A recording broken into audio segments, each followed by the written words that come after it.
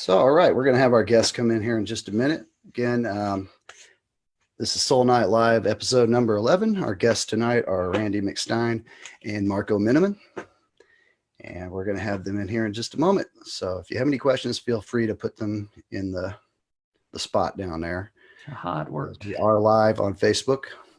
And if not, don't worry, I've got plenty. And Mark's, yeah, he said the Dr. Pepper thing. So it's working. Okay, good. All righty.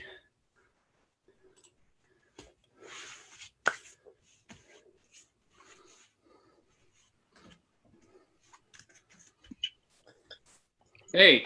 Hey, Randy. Hello. Hey, Randy. How are you? Pretty good. How's it going? Good. Good to see you. Thanks for coming over here. Yeah, man. Thanks for having me. My pleasure. You should be getting Marco here any second. I see. Yeah, I should be in. Can you hear me? I can hear you. We don't don't see you, but we can hear you. Hang on, let me see. There you go. All right. There Hey. you are. Hey. Good evening. Now it's a party. Guys. It's been a while, so it's good to catch up. Excited to talk about the new record you got going on, and thought we'd get to that first and then just kind of take it from there. If you got some fan questions about different stuff you guys have done over the years.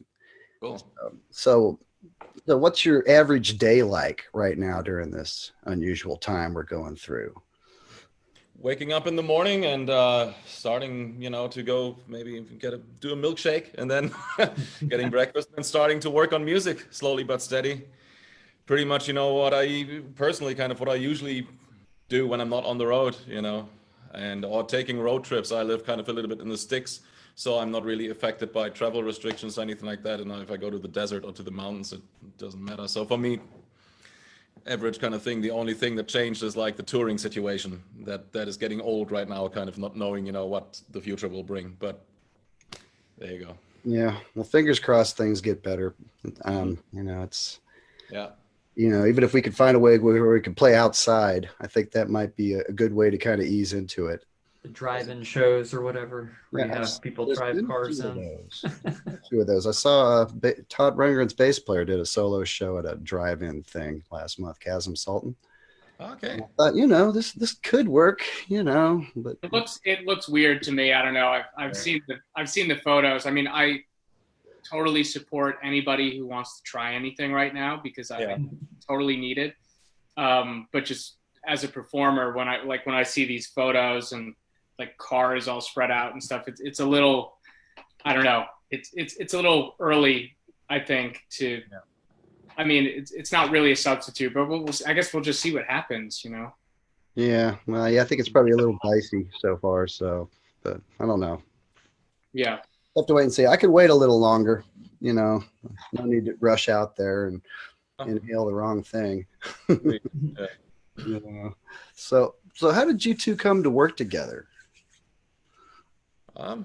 Randy, or so we met through Dave Kersner, like everybody in the universe. Right. And funny enough, I just have to say, I don't know if you realize this, Sean, but Dave found out about me in 2011 through your site, Progressive Ears. Oh, nice. Because there was a posting about lo-fi resistance, which is my solo project, and I had just done the first record, A Deep Breath, and was getting ready to start a second one. And Dave basically saw the people that I was working with, and realized, he wanted to make the connection, and so that's how Dave and I met, was through your site. But fast forward to 2018, and Dave is embarking on the Continuum project, and he brought myself and Marco in on the studio tracks to contribute to the 2 albums that are there. And at that time, I think there was just 1 album out, and then we got a call to do a live show at Prague Stock in Broadway, New Jersey. And I was really happy to see that Marco was going to be on the gig. And so we basically met up there for the first time and met in the rehearsal room for In Continuum. And then, yeah, you could take it from here. All right, exactly. We kind of split the duties here. That's right. Yeah, we started playing together with the whole band, and I instantly noticed, how good Randy's time was. That's the first thing I kind of really, the two things I really look for when I start playing with musicians is how good we lock, And I loved it how well we locked, timing wise, and I also loved the tone that Randy delivered. And I thought like, oh, cool, this guy's really serious. This is great. This is gonna be fun. So that's something to look forward to have a band who, who can hang and play and is on the same wavelength.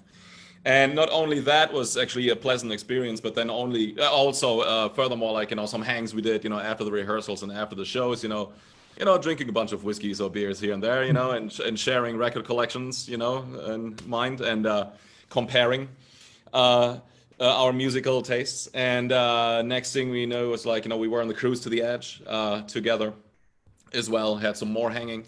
And then Randy invited me over to play drums on his one of his solo albums, and that went really well. I thought like, as soon as I received the songs, I thought like, man, this is really cool material. It's really fun playing. It's not just a job or something. It was just like, oh, this is cool. I'm really enjoying this. And so I invited him over after that, to contribute some guitars and vocals for my latest solo album called My Sister. And then Randy was the first one to approach me and go like, hey, I have this idea. How about we do a thing together? And I was instantly open for that. I was like, well, yeah, the way we were working and collaborating together was already kind of just seamless and always joyful and stuff and pleasant. So I thought like, absolutely. And here we are talking to you. Yeah. Well, I like the fruits of your labor. I've had a chance to hear the album in advance, and I think it's got a lot to offer. There's a lot of variety in it. And I think it's got a modern edge to it, but it's got some, kind of tip of the hat to some great music from the past as well, kind of mixed in there. We had a few questions about how you guys went about recording it and arranging it. Was it all something you did, Randy, first, and then you sent it to Marco to add drums, or did you guys kind of go back and forth on it? Well, I would say basically, so the idea, when I reached out to Marco, it would have been October of 2019. And I just sent him a message and said, look, I think it would be cool if we maybe try to do an EP together. And that was the initial idea, which is that we would each take like 3 songs each that we've individually written and just put them on the table and basically leave them more or less open to the other person really adding their spice to it. So not just me saying, hey, Marco, play drums on these, but because Marco's a great guitar player and keyboard player and just has so many compositional skills and comes at music, we have a lot in common, but also he can take things to a completely different place than I would think of. And I thought, well, let's just see what happens with this material, So we had been discussing influences and things that we love, but we didn't specifically have a conversation about what we wanted the record to be, sonically, conceptually. In my head, I was kind of putting stuff on the table based on those conversations that we had had.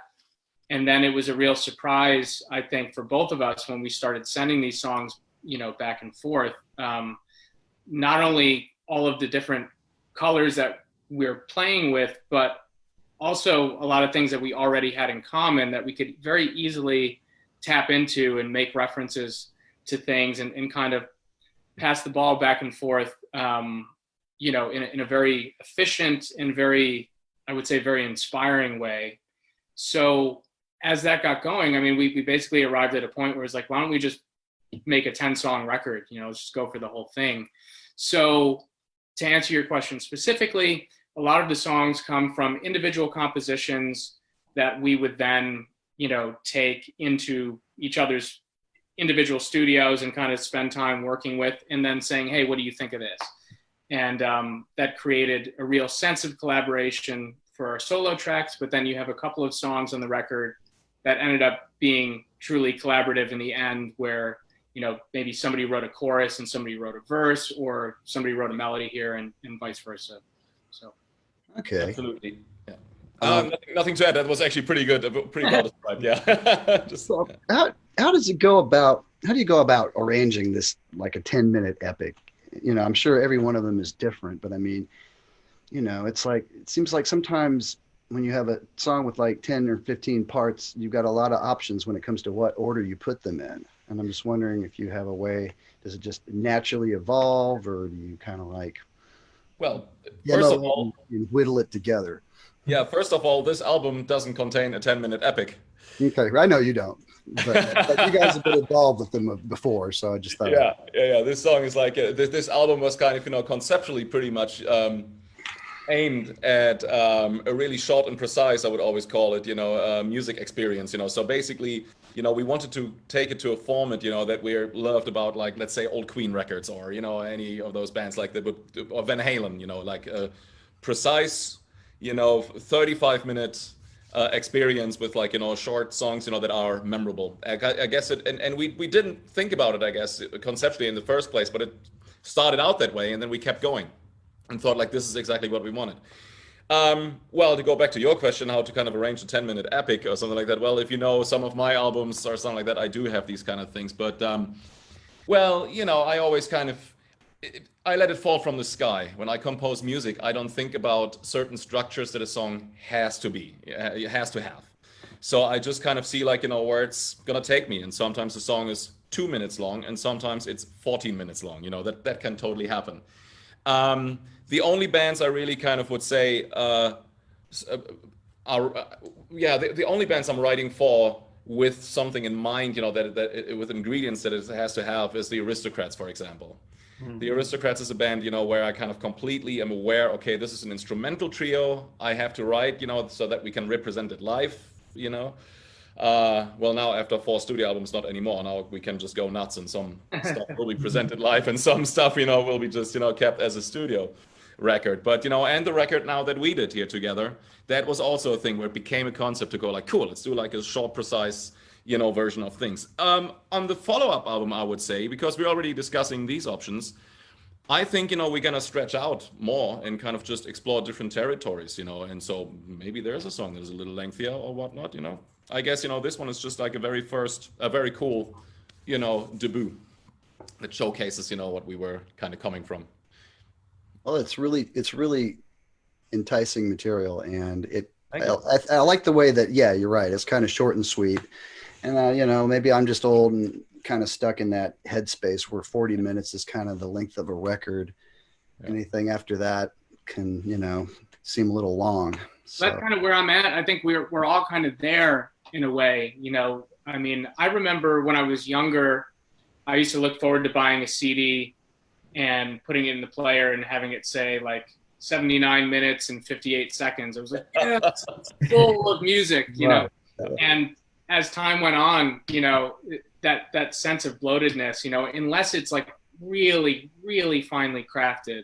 I mean, it's so hard to think of many albums that reach that length, let alone albums that are, you know, 110 minutes or something, that can really kind of keep me there for the full duration. And yeah, my sort of rediscovery of vinyl, you know, definitely put me in that headspace of that 35 to 45 minute sweet spot that I think the limitations of the format really forced people to create definitive statements and not add 35 minutes of extra material that might even be really good material, but all in one is just like too long of a listening experience. So I think, yeah, that's definitely where we're all kind of functioning on that wavelength at this point.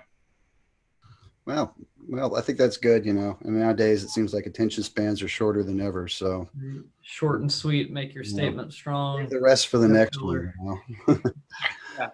So, have you guys got any guest stars on this album, or is it just only one? Right, Randy, you explain, right? That's I asked my friend Harry Waters to play piano on a song called "The Closer," and that's basically it. I mean, the rest of it, you know, and that song came very, very late in the picture. You know, basically we had all these other songs, and even a couple of songs that could have been on this record that we'll probably hold over for whatever we do next. But after kind of getting things in sequence and just kind of listening down to it, we started to talk about how it would be nice to have maybe like a piece that is sort of like a reprieve from all of the density of some of the music that's on here. Because there's a lot of information packed into these 3-4 minute songs. I mean, Marco's epic on the record is 4.5 minutes. But it's, you know, like everything, it's full of a lot. And as the actual closing piece on the record, it kind of encapsulates in a lot of ways everything that has kind of happened. So anyway, so this piece, The Closer, is just a very short sort of piano ballad. And my piano skills are much more in the compositional end, not so much in the playing end. And I really like Harry's approach to piano. I don't know if you've ever heard, obviously plays, you know, with his dad, Roger, but he has a duo called McNally Waters, which is much more in a, I would say, Americana roots kind of thing, you know, almost like the band style. And so he's really great feel on piano, Wurlitzer, that kind of thing. So, I mean, I didn't really think about it too much. I just knew that he would be the guy, and I sent him the song, and he loved playing on it, and we loved what he did. So that's it. Yeah. Well, that's an awesome guest to have. Yeah. Yeah. And how about lyrically? How did you approach this? And who did you both write the lyrics? Or? Well, you know, that's again, same thing, you know, where we kind of, you know, came from writing wise, you know, like, first of all, we both brought in separate pieces of music, you know, so I can pretty much say lyrically, for the most part, we're all responsible for the songs that we individually brought in, except for The Closer, once again. That was an odd one out, because that one started actually off with Alex Lifeson from Rush, because I'm collaborating with Alex already for over the past 3 or 4 years almost, and we had the song, or actually he brought in a riff, a guitar riff, and we started extending it and kind of messing about with it, and I wrote a chorus for it, completely different from the riff that he brought in. I just extended the song. We shelved that song though. We put it in ice and kind of, you know, concentrated on different pieces. But I did send the song to Randy to kind of see like if he has an idea where he would take it. And all of a sudden, just like months later, you know, because like I said, that song was on ice, but somehow in the back of our mind, you know, it kind of came to life again, you know, when Randy all of a sudden sent me, you know, while I was on the road with the Aristocrats, a take on an extended version of the chorus. He took the chorus out, you know, with the lyrics that I've used, and extended the lyrics and wrote something around it, which turned out to be very beautiful. So that is like, you know, a true collaboration all of a sudden on a piece, and it completely came from a very different backdoor, you know, so to speak. You know? Yeah. Yeah, completely weird how that happened. It was like the song that Marco had sent to me well before we had a conversation about doing this collaboration. Yeah. You know, what he was saying earlier, like he played on a song of mine, and then when he sent me a song for the My Sister record, this song also came with it. And there was just this little, basically 10 to 15 second piece of that song that just always stuck with me. And I also just kind of put it aside. And then, you know, unfortunately when Neil Peart passed, I went through my own sort of Rush grieving stage, and I got all my Rush records out, and I just, you know, did the whole catalog in sequence. And then, so that was kind of weighing on me heavily. And then that song kind of came back into my head. And because of the Alex connection, there was just something about it spiritually in a way. And I just kind of wrote out some lyrics, which are basically kind of a tribute to Neil in a lot of ways. If you really look at what the lyrics are going through in the verses, they're all very specific, almost Rush-like references or play on words of lyrics that he had written. And I took it into the studio and kind of sat at the piano, and you know, this thing came out. And yeah, I'm really proud of how it turned out. And Marco said before, I think it's the only song that he's had a hand in co-writing that he's actually not on the song at all. which is really cool. It was kind of, you know, watching it from a distance all of a sudden. I guess that really happened only once or twice to me, you know, where somebody really took, you know, like something and kind of No, I think no. Usually, I'm involved into these things, but that was like it was not even a cover version or something. You know what I mean? So it was like totally, an idea, and then I kind of watched it evolve, which I loved doing it. It was like it was really really cool. Yeah, isn't that the best when you start with an idea and somebody completely flips Yeah, it, takes it to another place? I mean, that's one of the best things about music, and then it really feels like you're really sharing. That's the best. What's the best place to get the album at? Bandcamp right now, and you can look it up, McStine and Minnemann, and there are also like a few limited, I think literally just a few copies of vinyl left. The website is called Diggers Factory, and yeah, I guess we have about like 30 copies left, and of a limited run of 100, so that will run out rather quickly. It's not even the release date yet, so if you want to pick up vinyl, now's the chance. And other sources, Randy, right? Yeah, Burning Shed is carrying it in the UK. I think, if I'm not mistaken, Greg Walker will have it at Symphonic as well as Laser's Edge. I believe they'll be carrying it as well in the States.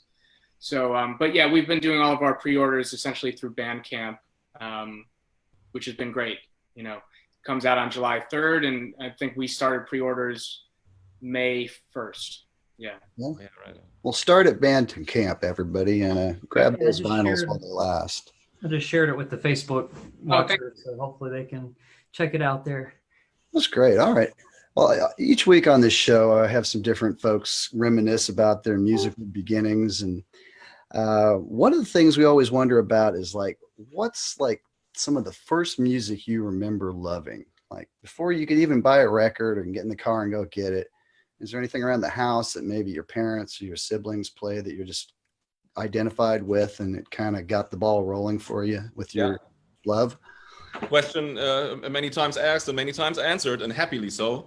I would kind of, mention News of the World by Queen, because I remember when I was a little kid, and I heard We Will Rock You, and then We Are the Champions, Sheer Heart Attack, then All Dead, Spread Your Wings, how that record progresses. But it was like, for me, just like a complete epiphany. For me as a kid, I was like 5 or 6 years old when the record came out, and I remember just hearing that doom doom gop, and then the guitar solo later on comes in. I was like, what the hell is this? Because there was nothing out there, and it instantly connected. Like when you're a kid, your perception of music is completely different, and for me it was just like not even the music about it, just the whole the whole attitude, but they're kind of presenting there, and just like it was like a style, just like a whole even deeper, a lifestyle. They really meant what they were doing there. I could feel it. It was like a metaphysical experience almost.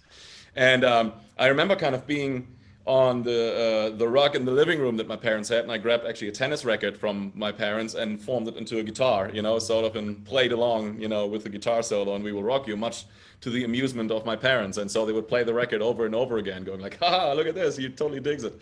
And then as soon as I would get tired of one Queen album or played it enough, they would buy me the next Queen album. So at some point I had like, the collection, right?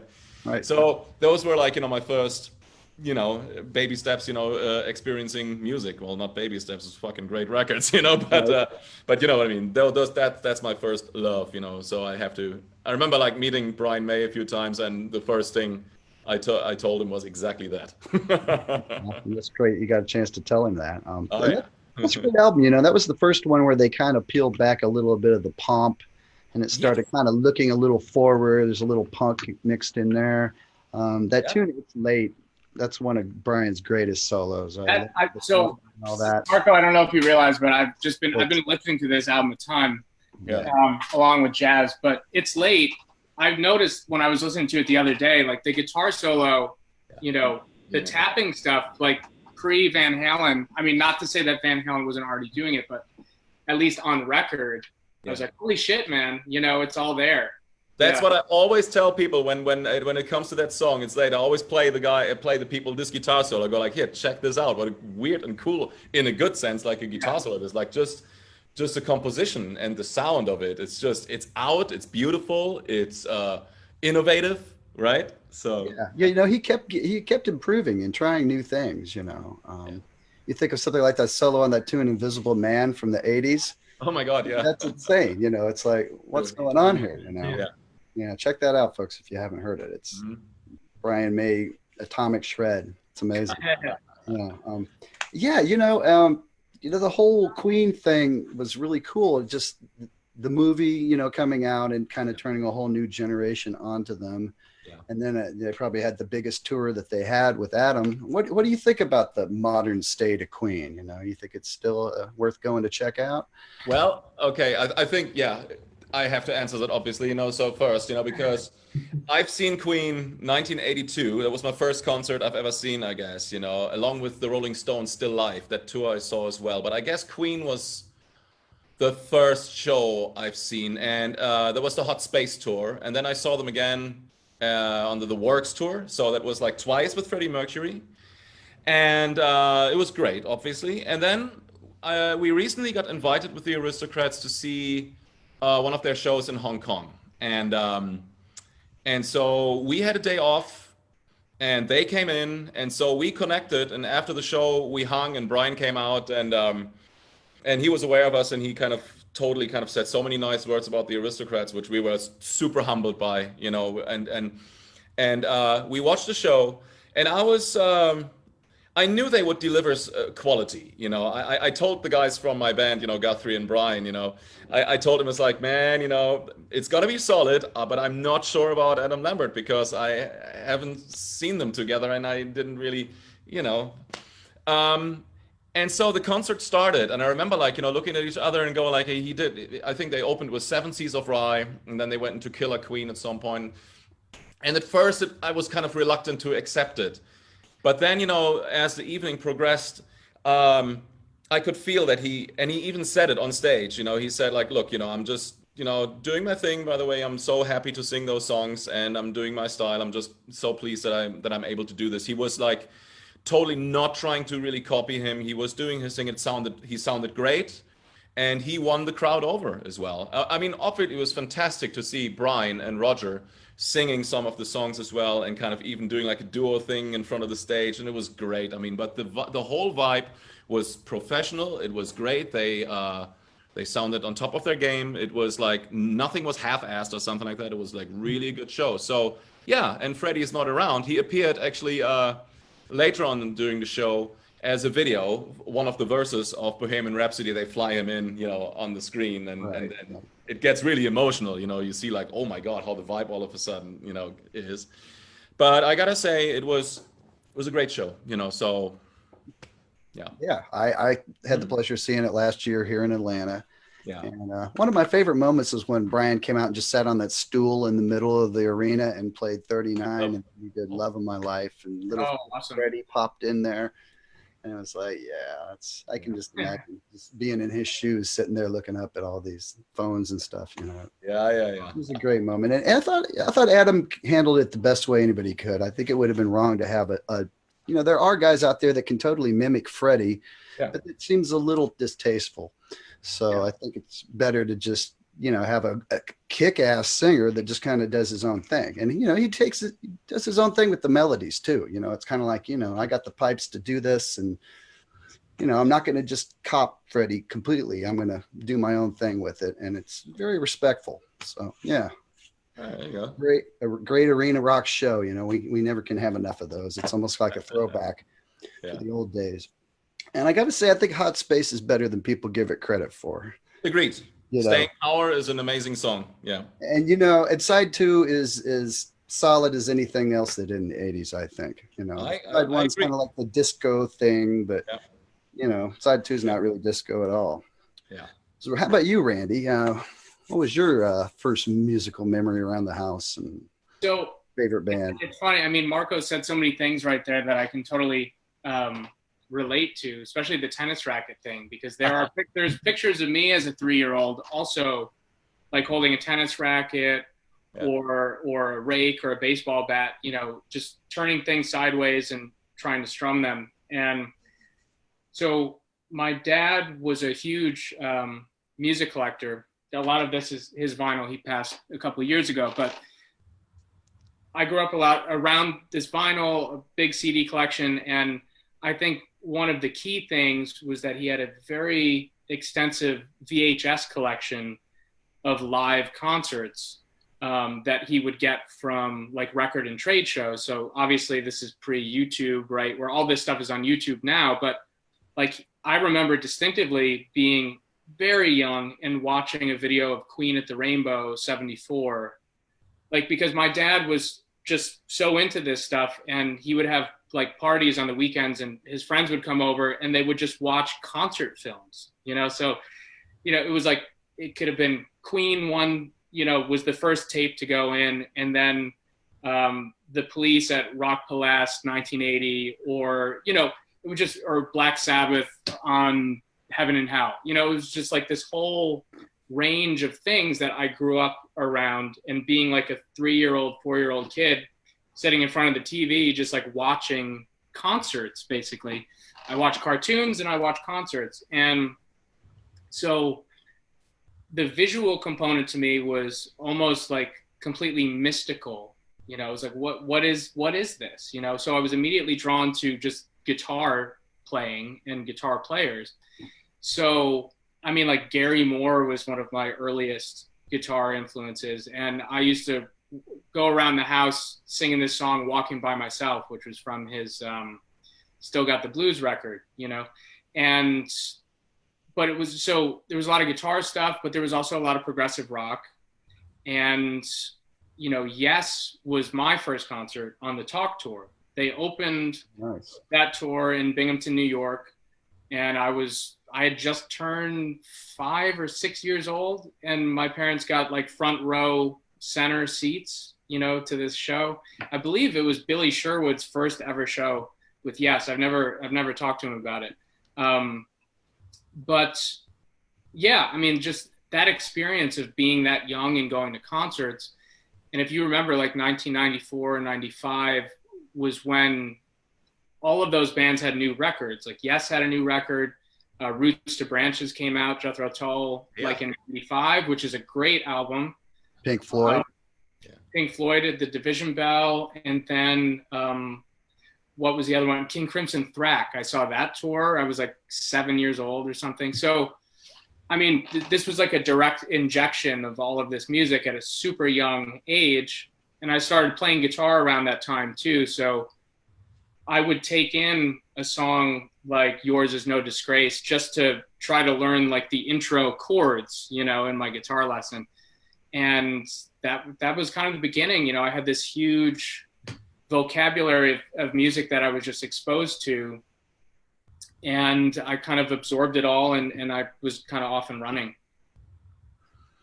Excellent. And who was like your first guitar inspirations? So, well, I mentioned Gary Moore. Stevie Ray Vaughan was definitely a big one in the beginning. You know, if I think about being really young, I mean, like Eric Johnson's Avia Musicom had just come out, you know, that concert of him on Austin City Limits. I remember seeing that when he was wearing like this sort of Hendrix jacket or whatever it is. The band director jacket. Yeah. So, I mean, it was, you know, all of those guys like Vai and Satriani and Johnson, you know, that was all happening when I was super young. So those were early influences. But then through bands like King's X, you know, Ty Tabor has always been a huge influence. And then, you know, we talked about Queen. Another one that was really big, I guess not early on, but immediately heading into my teens, was like a guy like Bill Nelson from Bebop Deluxe. Like I started to really gravitate towards guitar players that had interesting sounds and what I thought were really unique approaches to guitar craft within a song, you know? So I sort of got over the just wanting to hear guitar players shred phase kind of early. And then as I was writing my own songs, I became more interested in guitar players who maybe had the ability to do that, but found ways to channel it and into a cohesive song or into a weird guitar sound. I mean, it's like, I love Adrian Belew for what he does, but then I love like a Jeff Beck, you know, it's like, it's all for the taking as far as I'm concerned. It's everybody kind of contributed their own thing to this giant tapestry. And along the way, you get a lot of imitators and people who try to specifically do that one thing. But for me, it's always kind of been the utility of being able to say, what's this guy doing? What are they doing? You know, and just kind of being open to it all, I guess. Sure. You know, I think, you know, it's like the guys that kind of use it as, you know, like a painter with a box of paints, you know, and there's so many colors and ways to go at it. And I think, I don't know, maybe that's just a thing that comes with maturity, you know, and just the ability to appreciate that and listen for it, you know. But I've always loved a lot of textural players, you know, like Andy Summers, you know, I mean, you know, and the amazing chords he plays as well, you know. And Alex Lifeson in the mid 80s, you know, that Grace Under Pressure era Alex is like my favorite rhythm guitar era for him. There's just something about that I just love. And so tell us a little bit more about working with Alex. I know he's played on a few of your records, and there's a reissue 20th anniversary of his solo album Victor coming out, right? Yeah. And you guys did something fresh for that, is that right? No, we didn't do something fresh for that, to be very honest. You know, it was it wasn't that fresh. It wasn't that fresh. I mean, but it's okay. It's great. I mean, first of all, you know, let's start from the beginning. Yeah, so I started, you know, with Alex about like 4 years ago, and he did play on my albums, and we still collaborate, you know, and stuff, you know, and it's just like, you know, he's a guy, you know, obviously who doesn't need an introduction, and he's also, you know, he also only does stuff when he really likes it. You know, he's off the road now. Rush really doesn't exist anymore, and he's just enjoying life with his family and you know, doing music whenever he feels like it. And so I feel very honored, you know, that you know, he reached out with or collaborated with me, and so everything, you know, that he just kind of delivered. And what you kind of just said with the paint bucket, you know, and the brush, you know, that defines pretty much Alex. But when you send him that. Yeah, that's amazing. When you send him some stuff and he brings something back, it's like it doesn't feel like a studio job. It feels like, you know, he's literally putting some effort into it. He goes, sometimes he takes like a song completely left field, you know, where he just kind of, I guess, you know, the best example was, you know, one of the albums I worked with, I had Joe Satriani playing a few guest songs and Alex Lifeson playing a few guest songs. And both players are obviously great at what they're doing. So Joe sent me in, I remember, like 2 tracks. That's it, you know, per song, and completely elaborate. It was like, that was it. It sounded fantastic, and there you go. You can, you know, put it right into 0, and there's the guitar. You know, maybe like a little bit of EQ to kind of, you know, massage it into the arrangement, but that was it, right? So Alex, I remember, sent me like 13 tracks or even more, you know. Oh, here's like, you know, 2 acoustic guitars. Oh, here's one that's just backwards. You can kind of maybe do it as an ambience. There's like, you know, this one thing. I know chord-wise it doesn't fit, but it causes some tension. Maybe you can, you know, you take it somewhere else. But it was so beautiful, and you think like, oh my gosh. So I kind of, you know, remember doing of one song 2 versions because it was so rich in context, because he started arranging. Because Alex is not the typical studio cat, you know, he's not. He was always with the band Rush, and the way they worked was always like, you know, elaborating on songs. And it's beautiful, and he takes his time as well. And I learned actually a lot from him. I remember when we did the song called Lover's Calling, which ended up on my album, on my last album. It was very interesting because I sent him just like a basic track with like an organ sound, which I had, you know, defining the chords, just that, bass, then drums and vocals. That was it. I wanted to keep it really sparse because I knew he would kind of like to have a lot of freedom. And he immediately wrote back, I was like, I love this piece, blah, blah, blah, let's kind of do this, you know. And we kind of kept going back and forth over literally months with, like, you know, some ideas here and there, you know, and all of a sudden the song was done. And we have different versions of the song. I'm not sure what's going to end up on his album, on the Victor one, but I just recently got approached by him and asking if I'd be cool if that one gets released on the 20th anniversary reissue, which is great because, you know, he thinks it might be a great outlet that the song is getting introduced to a wider spectrum, you know. To the Rush fans, you know, having said that, you know, so that's a cool thing. It's a beautiful song, I think. I'm very proud of it, and Alex likes it. And so, yeah, that was that, yeah, for the as far as the collaboration goes. And furthermore, I don't know, where the future is heading with it. I've played also on some of Alex's songs, as his solo material. Whether he's going to release some of it, I know one song he put out privately towards friends and stuff like that, but because it was a pretty sad story. There was like a dear friend of his who passed away a few years ago, and so he wrote the song, and he asked me if I want to be part of it and play drums to it. So that got shared privately, and then there's like a bunch of other songs he sent me, and I already played drums to it. Not sure if he's gonna release them, how they're gonna end up. Future will tell. But to kind of go back to your question, yeah, it's a fantastic working and also a friendship, Well, that's great that you guys are working together, and of course, I suppose that's the $100 question that I believe you got asked this a few times already, but our viewers probably are wondering too. I mean, is there any chance you might get together? And of course, it wouldn't be called Rush, but Alex knows a pretty good bass player. Yeah, I know, right? Yeah, a lot of people are speculating about that, and I really don't think so.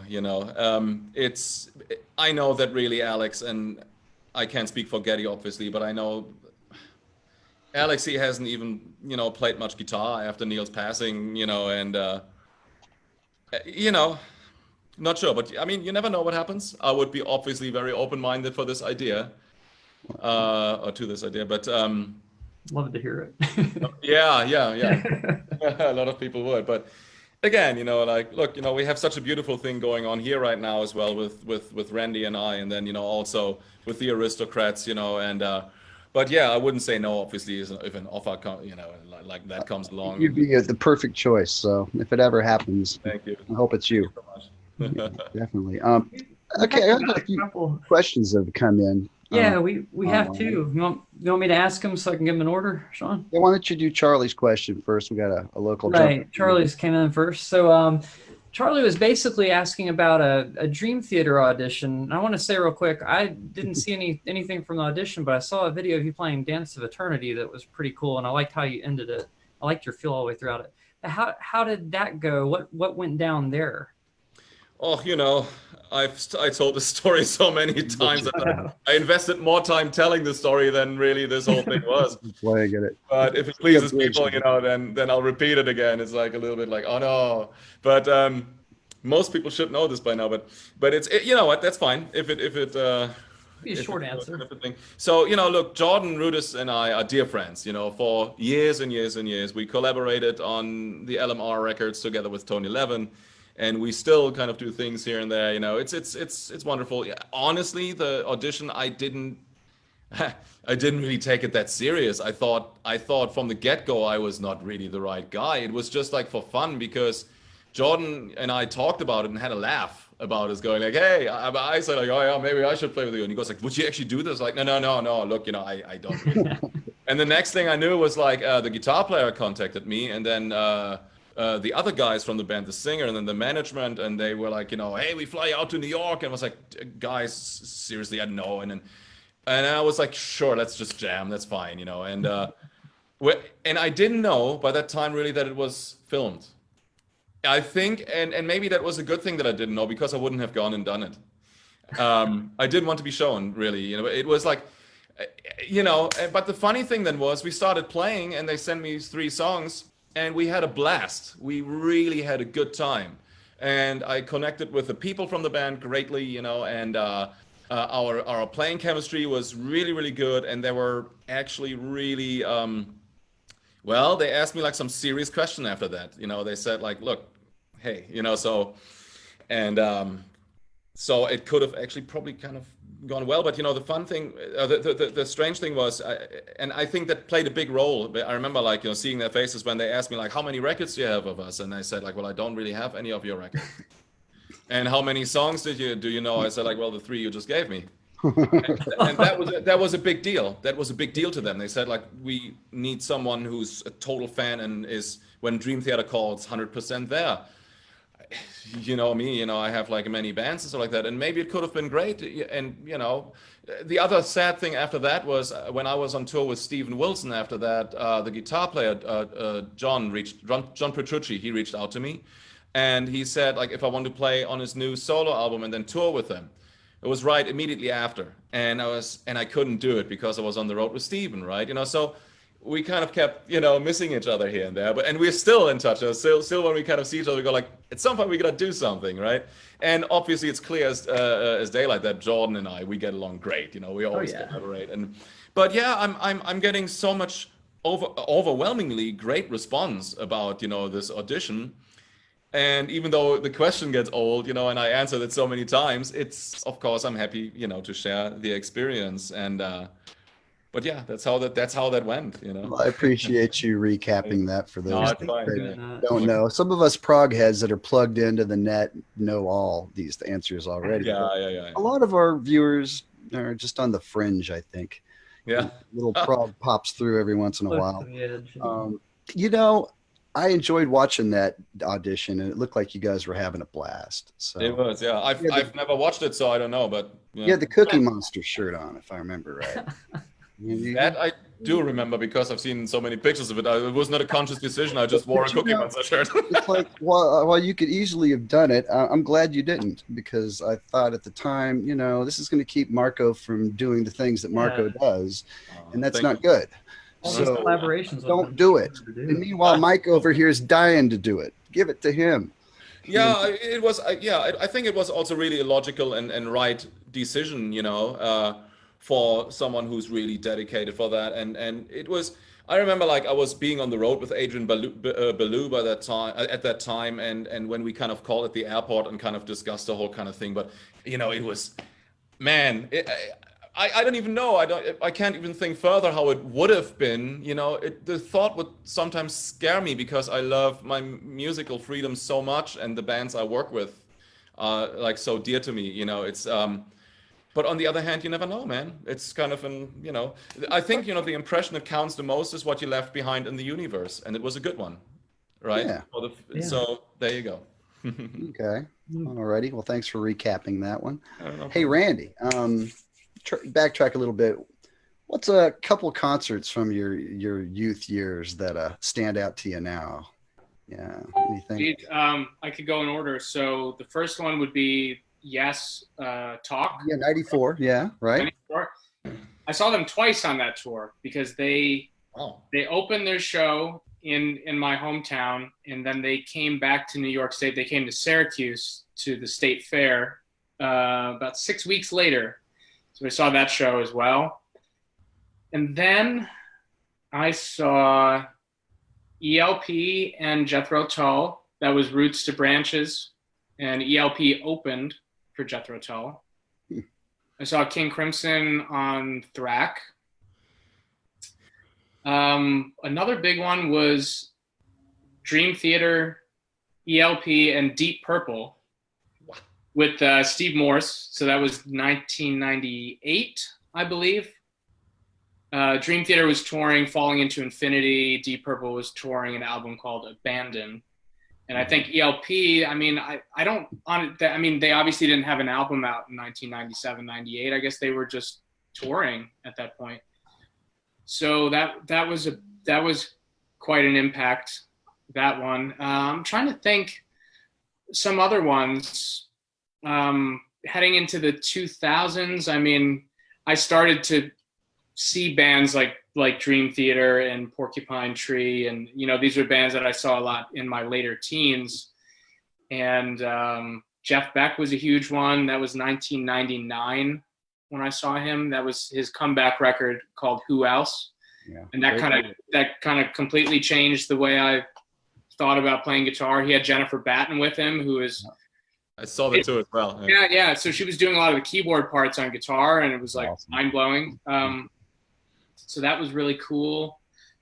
And yeah, man, I'd have to go down the list, but great list. Well, those are my earliest ones. Yeah. Well, that 94 Yes tour was a special one. That was the 90125 lineup back together again after the Union thing. Right. And I think if anything, that lineup kind of learned how to play the old songs better by hanging out with the other guys on the Union tour. It's like, That's an interesting point. Yeah. it's like they just like, oh, hey, this is really how I play that chord or whatever, Yeah. I mean, I give Trevor credit for doing his own thing. I don't expect him to copy Steve note for note, but just subtle little things, like he actually played a 12-string acoustic on it, and you and I for the first time, just little stuff like that. And Endless Dream, I thought, was a pretty cool modern epic. Marco and I, we talk about the Talk album. Good live. It's almost like live they got off the chain and gave it a little more fire, more guitar soloing at the end. But boy, that thing's just full of modulations, isn't it? I'm a huge fan of that record. Some of it's definitely nostalgia, but I listened to it not long ago, and a lot of it really, I would say almost the whole thing really holds up for me. And I don't know, it's one of those albums that people, as you know, on your own forum will endlessly sort of debate, but that album's always had a special place for me, and particularly Trevor Rabin's work on that album is, as a guitar player, as an arranger, just his sonic ideas. I mean, it's really amazing stuff to me. Yeah, he's really in the driver's seat. And, that was the first one I think that was recorded like on a Macintosh. Like they had like a little air-conditioned shed with like 8 of them linked together, so they had enough tracks. So they were pushing the envelope even back then. And it kind of reminds me a little of Can't Look Away, his solo album. They both, very strong footprint from Trevor, but good. Let him have an album to do whatever he wants on. I'm glad they made it. If you listen to his last album called Jacaranda, brilliant. It's actually pretty serious stuff, man. It's like give Yes some of this stuff. Yeah. I love Yes, but I sometimes wonder if we'll ever get another album from them that makes the hair stand up on your arms. Yeah. If not, they've given us more than most, so I really can't be greedy about it at all. But it kind of makes you wonder, especially since nobody's touring right now. Why not write some music? It's the thing, it's like, especially when you look back, to the band, which one would define as their roots or something like that. Well, you're absolutely right, and I would kind of, go further and say, like, some artists don't owe us anything anymore, and that's kind of the thing. And it's the same a little bit with like Jimmy Page, isn't it? Even Queen, they don't owe us anything, and sometimes you gotta be careful on how you leave the universe behind, on a strong note is always the best thing. And, so not saying, that I would expect, anyone to put something weak out or something, but you know what I mean? I think it's a fine line to keep the legacy in the universe behind in the universe, like as strong as it could be. Awesome. Yeah. And I actually have a question for Randy from R. Allen. Let's see. He says to Randy, I really love Before, and the single was mixed by McNulty. As a Bowie fan, I'm curious to know how you hooked up with McNulty and how he was to work with. Cool. Yeah. Mario McNulty, great engineer, super cool guy. Yeah, I mean, I'm a huge Bowie fan, and somewhere along the lines, we sort of just, I think, became like Facebook friends or something. And that song, I knew that I wanted a mix engineer who could kind of really put a certain kind of shine on it. And I've, like many times in my career, just kind of thinking in, who might be suitable for a piece, whether it's musician or mix engineer. And I thought Mario might be the guy. So, so I reached out to him and we made it happen. And we've done 3 songs together. He mixed a song called Bottom Feeder Blues, which is the song that Marco played on for me. And and we'll probably do some work in the future as well. But Mario and I talk quite often. He's told me some super cool, Bowie stories and just shit about hanging out in the studio, which for a geek like me is super fun to hear. And well, that's good. Yeah. Let it keep rolling. So anyway, what was the question you asked about?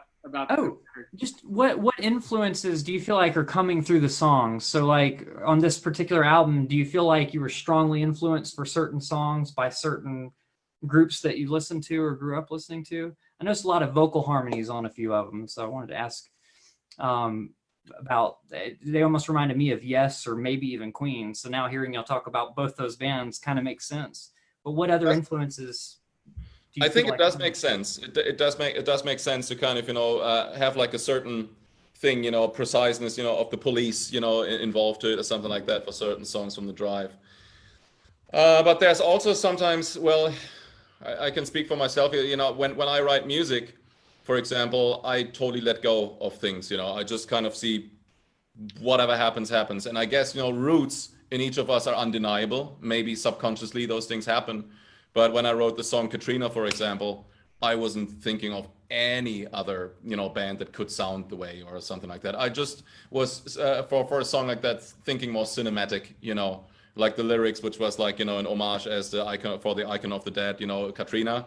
And I just wanted to create like a semi-dark environment, and just, write music around it, So no, I was completely free from thinking this could be like this or that could be like that, So no, and automatically sometimes these things happen, that something reminds you of something, but that's really my take. But yeah, other songs, for example, when I tracked for Program or Your Offenses, for example, I did even, not even kind of consciously, but when I started playing, I reminded myself of Stuart Copeland, because I wanted to have that drive.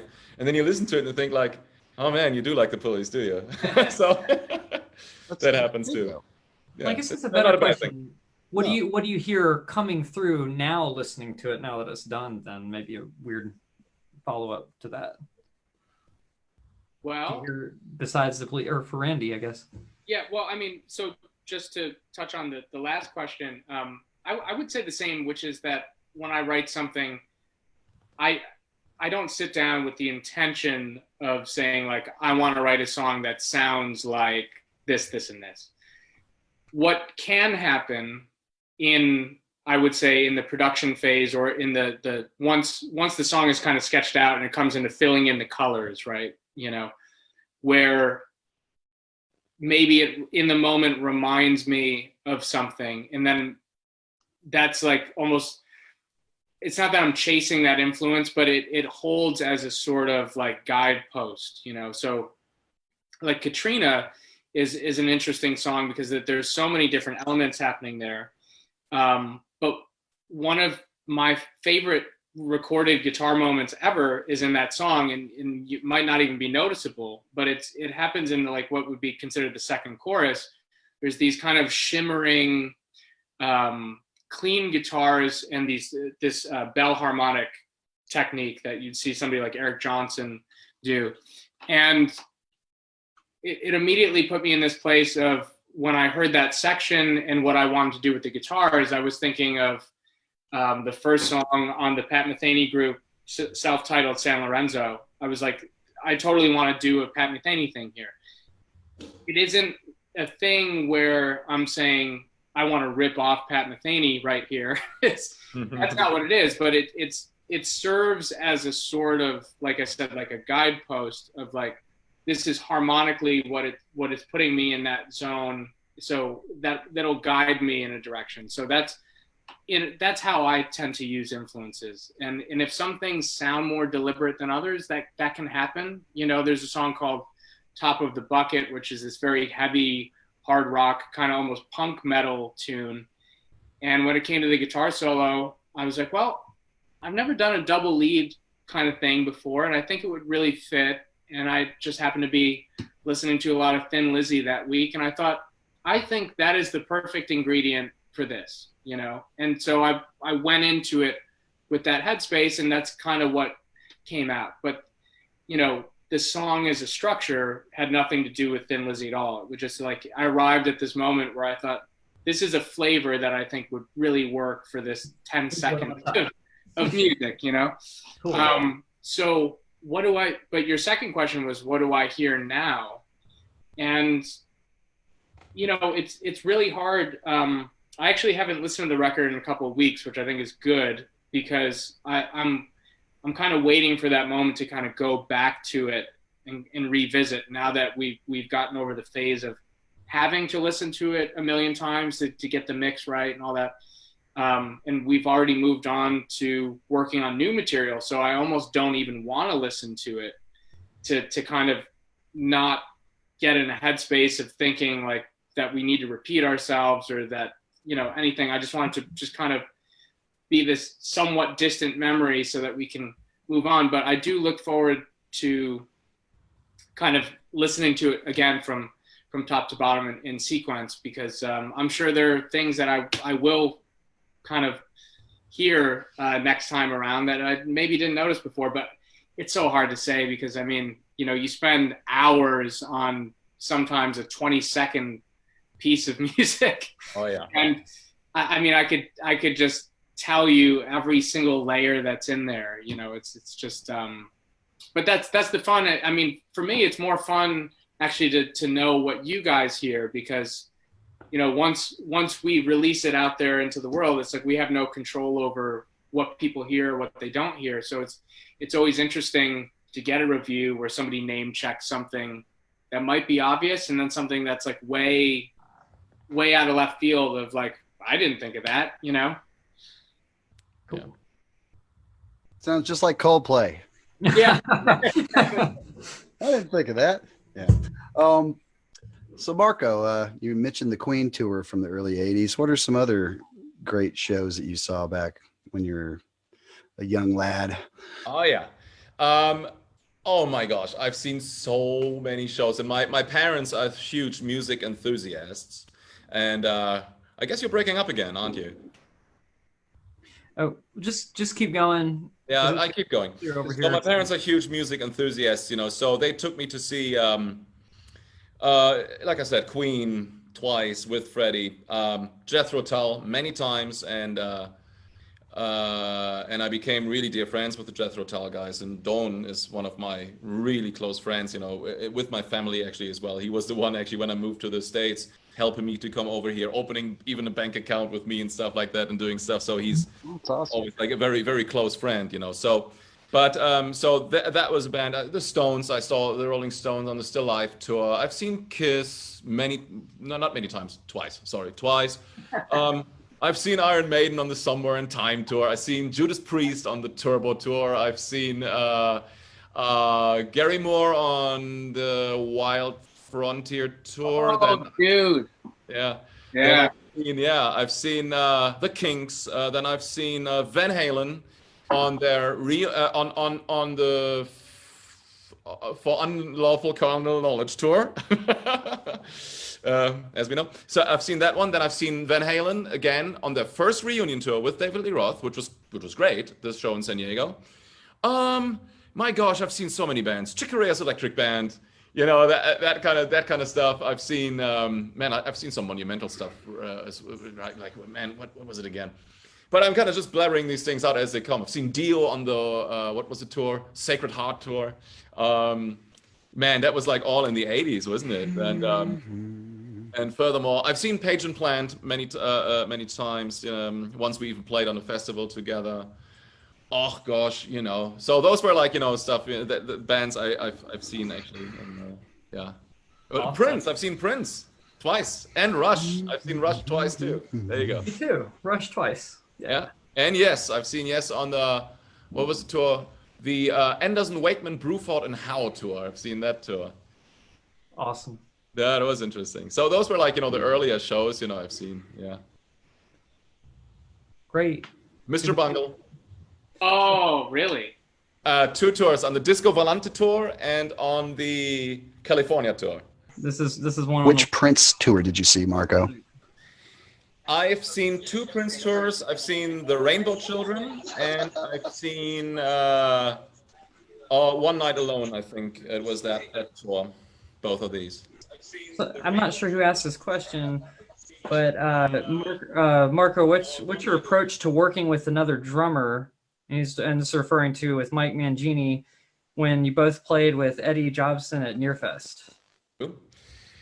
Well, I did a few times, quite a few times actually, double drums or even triple drums things. I did a tour together, 2 tours actually with Terry Bozzio and Chad Wackerman together. The tour was called the BMW Tour, Bozzio, Minnemann, Wackerman. And we did like some pieces separately, then some pieces where we were together jamming, and then the Black Page from Frank Zappa together. Nice. And I recently did this again with Chad Wackerman because he was part of our Aristocamp, which is a camp with the Aristocrats, what we do, or did at that time. And then with Eddie Jobson, when we did UK and UKZ, those 2 formats, we had twice tours with with double drums. One was with Simon Phillips, my dear friend from Oh, wow. Yeah. for many years, and that was very, very musical, very complimentary, really, really, really cool. Simon has great ears, and we go back, a long time. We in fact just did a plugin together. He actually engineered my my artist, my Groove Agent artist series, which was great. And the second time was indeed with Mike Mangini, as you put it, and that was also very precise because Simon is a very different player than Mike, So with Simon, it was like very vibrant, very colorful, and just like, everything was basically his style. With Mike, it was also great, obviously, but it was he was very locked to the arrangements that were played on the album, from Danger Money and the first UK album. So it was a very different vibe, both good in their variations for what they are. So, and how do we approach this? It's you gotta have big ears, with 2 drums or 3 drums. You gotta stay out of the way when somebody has, wants to say something. It's kind of a conversation, So, and then you agree on certain fills. You go like, okay, this song, I'll take over that part. You answer it with that kind of thing, So yeah, it's a little bit of work, but usually when you're experienced and you know how the song works, how the engine rolls, then you can drive the car somehow. Cool. Yeah. Yeah, that's awesome. I bet the chemistry is different with each person. And Yes. do you ever feel like at first you're like might be sort of stepping on toes, and then you have to get a feel for them on the first few kind of? Yeah, not so much a stepping on toes thing. It's more like agreeing how the song grooves and how to lock on that. Is it supposed to be more laid back?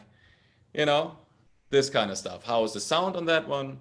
Maybe even like one song where you go like, hey, how about I play the hi-hat and the kick drum and you play the snare drum over here? It's like some crazy shit you can work out, right?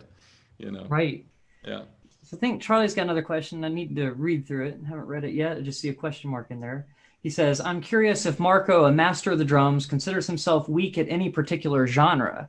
And if so, what are they and how does he go about improving his skills in that particular style? Oh, I don't know, man. I never really, okay, here's the thing. I never approach music with fear, for example. I had this discussion a long time ago with Don Perry together. We sometimes sit down and discuss things. And Don has the same view as me there. And I said, like, because sometimes people come and say, like, oh my God, I could never do this. Oh, this is kind of, and they back off when they hear something and they don't even want to take the challenge.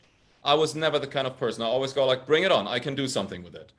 I can say something that I want to say. If I understand the music, I automatically can translate it. Yeah, there will be sometimes hurdles, something like that. But the way to overcome these is like, to kind of go, what can I bring to the music? How can I make it sound beautiful? I think, the best example was when I played with a band called Necrophagist. And it was like, a hardcore death metal band, a lot of speed. And it was one of the most painful, but also one of the most gratifying experiences at the same time. Because the drums on the albums were pretty much programmed, and I listened to it and I thought like, oh goodness. And I decided to play a drum kit with like 2 24-inch kick drums and analog, like an acoustic drum set, and also mic them without triggers and using triggers. And some of the stuff was so brutal that, yeah, there were like some moments, where I literally, and I never get back problems, but there were like moments where I literally had back problems because it was just always, how it was hardly any dynamics, always full on. And the shows were never longer than 70 to 75 minutes because it was physically almost, and also for the ears, for the people, not possible to kind of, grasp and kind of, just go like, hey, look, okay. And so I described it in a funny way, don't take it the wrong way, but I always describe this like, yep, how was it playing with Necrophages? I go like, yeah, it's lawnmower on, lawnmower off at some point. But when it's on, it's full on always, and it is brutal too. So those were things, where I did have to think about it, and I kind of said like, shit, I should have maybe kind of used triggers on that part or do kind of stuff like that. So yeah, these are things you think about. Meanwhile, I'm more experienced, with these kind of things, and I do play a lot of death metal productions. Recently, I just played actually an album for Terry Cyric is his name, or does he pronounce it Cyric? I have to kind of check it out. Oh, it's unbelievable. It's like absolute merciless onslaught, and the songs were like also like on a good day like 10 minutes long, or longer, right?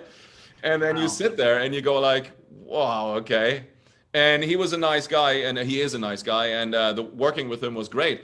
And he didn't send any revisions back. Yeah, he just loved it. And I was like, I was actually even more picky than he was then. I was like, no, let's do this, But even though he's like, very, very specific, and there's a lot of speed, in his guitar playing involved as well. And but a lovely guy to work with, and I'm very proud of what we did together. I brought in my friend Mohini Day. She's a great bass player. Oh yeah, and, great. Yeah, so she plays bass on that album. So and some of the songs Brian Beller plays as well. So yeah, man. So that album is probably gonna come out in a few months or something. I can't wait to hear it because I think it's gonna be pretty mind blowing. So, but yeah, so these things I approach, with consciousness, But I kind of also am aware, that sometimes the pattern that people program are sometimes literally not playable. Yeah. And you just go like, okay, I have to do my own version as what I can offer as a drummer, And of course, they're happy with you because they thought it was unplayable too, I'm sure. Yeah, What you came up with was probably as close as it could be. Yeah, I get this a lot sometimes when people approach me and go like, oh man, this is really kind of complex stuff, I wonder who we could hire for. I know a right guy for that. And I sit there going like, oh no. Like, what did I get myself into? Being the best at my craft. Yeah, it's not always that way. No. But yeah, there you go. Is it any different for you, Randy, to approach styles differently? Well, nobody ever hires me to play on really complicated stuff, so I'm good.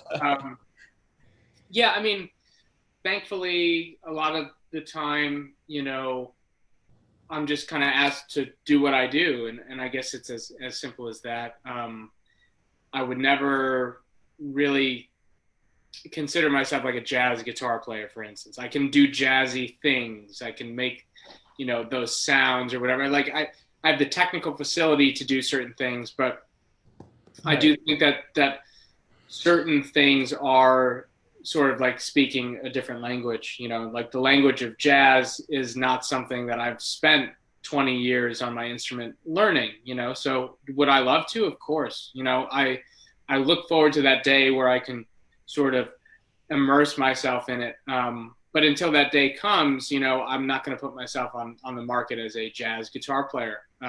So I think for me, it's been helpful to sort of know what my limitations are and maximize what I'm capable of while continuing to develop these vocabularies, to a place that I will eventually use or not use. I mean, I kind of approach guitar specifically as like, I want to be able to have all of this stuff in my toolkit to be able to take it out at any given time when it's suitable, especially from a compositional standpoint.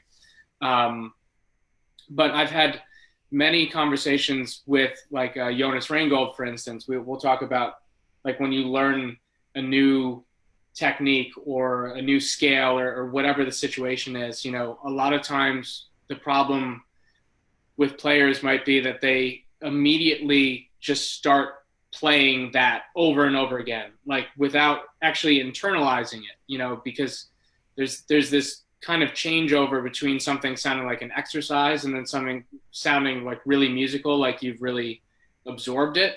Right. Jonas is one of those guys, you say like, yeah, sometimes it takes a year, it's like, but it's true depending on what it is that you're talking about, because I mean, it's like, I don't know, Marco, we've never really talked about this, but given what your pedigree is and the things that you're known for, I mean, somebody who discovers you on YouTube today, right, and just watches you do what you do, they have to understand what the journey was to get there, which is that you are decades in to honing your craft. It's not like it just showed up and it's like, I can just do all this stuff, but I think sometimes there's an expectation of certain people that it's like the journey is going to be different for everybody.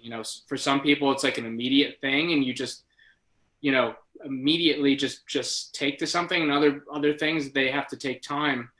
And so for me, I'm constantly trying to learn and refine and just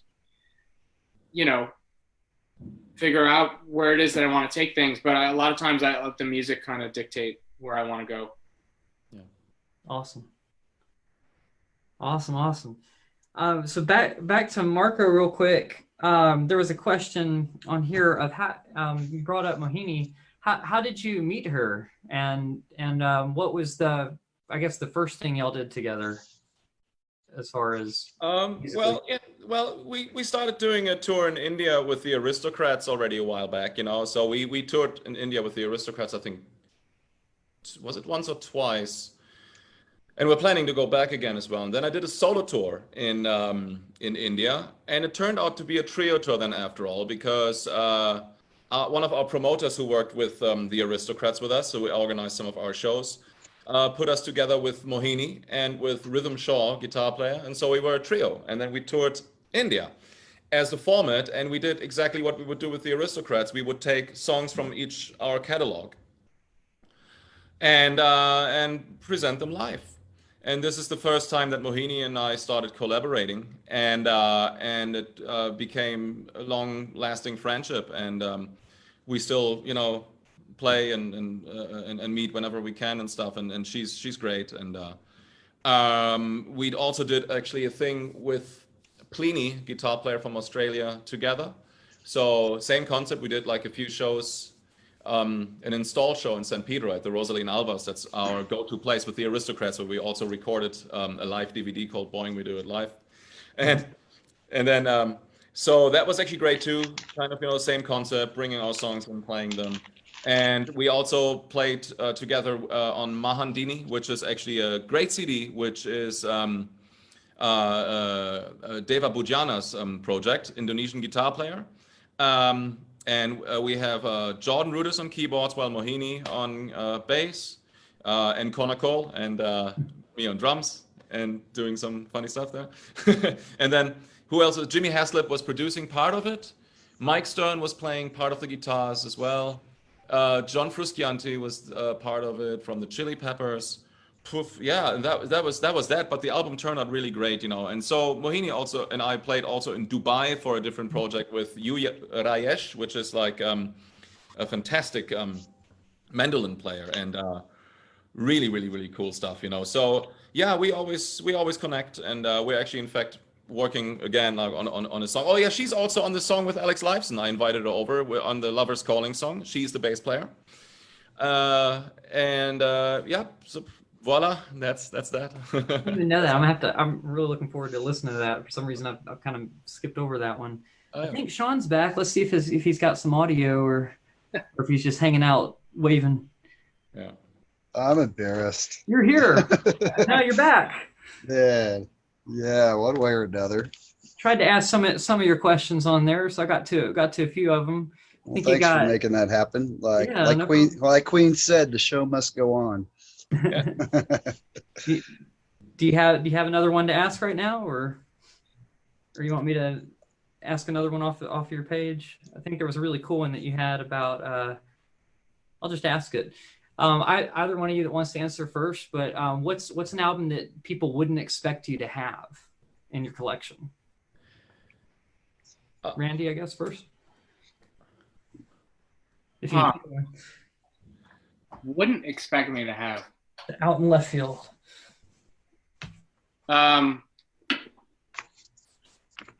Yeah, check this one out. So I don't know why I have this, but I just have it and I've never listened to it. Check this. Look at that. Look at that cover. What a cover. Wow. Is that 80s metal? Yeah, it's this guy played with Alice Cooper in the 80s. Yeah, Kane Roberts, the bodybuilder. Yeah, with the machine gun guitar. So I don't even know why I have it, but I do. Now you're going to listen to it now that we talked about it. I'm never going to listen to it. It's going to inspire you to be a bodybuilder. I'm going to think of a serious one, though, because that was just a joke. Marco, you have one? I don't know, right from the top of my head, I think Madonna, True Blue. I have that in my collection. Cool. And I did listen to it, so there you go. That's a good one. I like some Madonna stuff. So. Yeah, man, you know, I kind of went, the idea of like a guilty pleasure, I think that kind of went out the window for me in my late teens. I think I kind of got over that sort of stigma of like, oh, nobody can know that I listen to this. Yeah. So in that regard, I would say, I don't own the record, but I've always thought that the Britney Spears song "Toxic," Oh yeah, an amazing pop song. I've done that at so many gigs lately where we've done it on like piano and upright bass and just all sorts of, well, not lately, but you know, a year ago. Yeah, but the production and that kind of stuff, you know. I don't know, maybe Kendrick Lamar's "To Pimp a Butterfly" is maybe that's like the most recent thing I can think of that's like way outside the box in terms of the music that I make, you know. But I mean, I love a lot of classic hip hop and, you know, A Tribe Called Quest and all that kind of stuff. So, I mean, I don't know. Yeah, I'm sure there's some weird stuff in my catalog that I'm not thinking of, but I'm sure that's randomly pull a couple. Yeah. It's a nice collection, by the way. Okay. All right, Sean, you got another? Yeah, I got one from some friends of ours. Marco, you might remember playing at a place called the Masquerade here about 5 years ago with the Aristocrats, and you had a opening trio called the Yeti Trio. Remember those guys? It was yeah. I don't even remember the Masquerade, but where was that? It was kind of an old stone mill kind of place here in Atlanta, kind of the mandatory rock kind of venue, I guess. Oh, yeah. And the Aristocrats played, and you had the Yeti Trio open for you, kind of like Bigfoot, Yeti. Oh, yeah. Eric Sanders, anyway, was the drummer, and he just wanted to send you his best. And oh, man, you know, please send him my best, too. And I'm so sorry right now. I have to, maybe if he sends me a link or something, you know, because sometimes on the road it's so difficult to remember things, you know. Well, you've been around the world a bunch since then, so it's totally understandable. Yeah. But hi. Okay, that's very cool. We've got a drummer-specific question, if you want. Bob asks, Marco, what do you do for warm-ups when you're on tour? That's a loaded question that could end up with a really long drum lesson answer. No, not at all, because I don't really warm up. Great answer. Yeah. It's like, you know, Guthrie and I, we always talk about this, and with Brian when we were on tour, because we play so often, we play so much. Every night we're almost on stage, and we play for hours, and it's not like, you know, music that is just like, you know, hey, 4 on the floor. It's all elaborate stuff. So for us, it's the opposite sometimes. You go like, hey, it's great to just take a rest and then come fresh on stage and, you know, and kind of listen to, oh, hey, hello. And then kind of, you know, this is a funny picture. And then kind of, you know, just, you know, play fresh, you know, kind of, you know, with a clear, you know, focused mind and kind of go as the evening progresses. It's like eating a dinner before dinner, you know, if you would kind of, you know, just constantly warm up. Shape shifting. He's back. You know what? I'm gonna get a quick refill from my drink. You know, hang on. Oh, he's drinking a Coca-Cola. Doesn't he know that this is the Dr. Pepper show? Oh, this one I kind of, you know, put whiskey in it, so it's gonna be. Oh, there you go. Sean's known for his Dr. Peppers. Oh, there you go. Gotta throw that his way.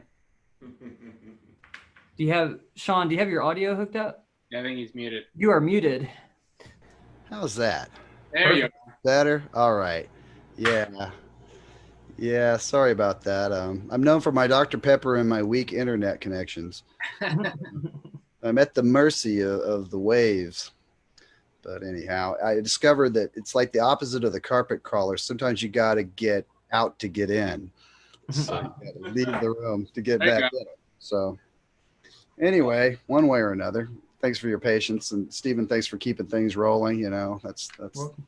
I do what I can. that's why I have a co-host, among other reasons.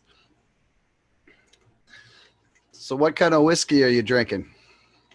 Well, usually I'm a Scotch guy, and I usually kind of go for something like Johnny Walker Green Label, or Glenfiddich, or there are like good ones, but I ran out of it. I just have like right now a bourbon here that a friend of mine left, and I'm not a bourbon guy really, so this one I could just put a little bit in the Coke, and then there you go. It's called Rare Breed. Okay. It is that powerful. You can actually clean your cartridge with it. Your stylus from the record player. That's So right. I'll be careful with it and fill it up with a lot of Coca-Cola. Probably make a good hand sanitizer. Probably Yeah, kill exactly, anything. totally. So, are you set up to record there, or is this like one of many kits you have to play on, or? Well, this is actually, yes, this is my main drum set, and the sound is pretty dialed in. And I always pretty much use the same kits, like the same sizes, because I don't really kind of mess around with too many, it took me a while. It took me about 20 or something years to find exactly the style that I'm looking for drums wise. Like the sizes of the toms, the sizes of the cymbals, and the sizes of the kick and the snare drum. And also, how the way I hang things, the way I feel comfortable, and the way I kind of use my drum set, or have it set up, pretty much gives me a wide spectrum to kind of play anything from pretty much pop to metal and jazz. I got a question about your. Yeah, I got go a question about your setup. What's the advantage of having the 22 gong drum on your left and the 7 and 8 inch toms on the right? I don't have a 7 and 8 inch tom. So what I do have the 20 inch gong drum on the left side. It's actually 22 inch. And the reason why I have it over there is like I play two hi-hats, sometimes with my feet, and so the gong drum is usually the kick drum replacement. So when I play patterns like these, where my feet are basically taken, I kind of, play the remaining driving pattern with my right hand on maybe a cymbal or another hi-hat or any of the toms. And then the left hand will come in with the beat between the gong drum and the snare drum, right? So that's my initial idea for that. The reason why I hung up my 8 inch tom on the right side after, the 10 and the 12 inch toms was developed years ago out of necessity, because I had like another 8 inch hi-hat over here, and I couldn't really reach it when the 12 inch tom was in the way. So I kind of got the 8 inch tom closer, but it became a thing because it felt really comfortable, because I like bigger toms in the first place. So when I kind of, play any sort of production, it starts usually with a 10 and then the 12, and then either way the 16 and the 18, or 14 and a 16. Sometimes I vary the floor toms.